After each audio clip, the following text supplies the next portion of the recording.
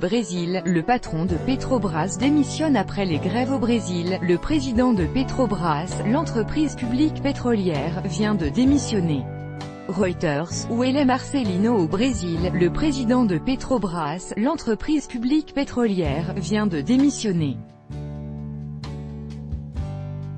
Il ne s'agit pas d'une nouvelle affaire de corruption chez le géant du pétrole brésilien, mais plutôt de l'épilogue de 10 jours de grève des routiers. Des chauffeurs routiers, qui ont fait plier le gouvernement de Michel Temer.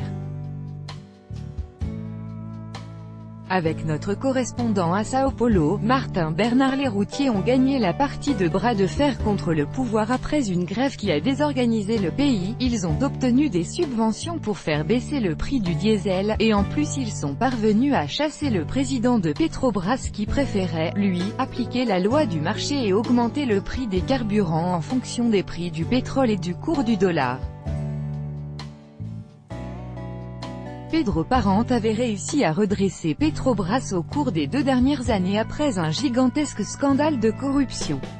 Il avait toute la confiance des investisseurs, mais il s'est senti désavoué lorsque le gouvernement a accordé des concessions aux grévistes. « Je n'ai plus rien à faire ici », a-t-il écrit en substance dans sa lettre de démission.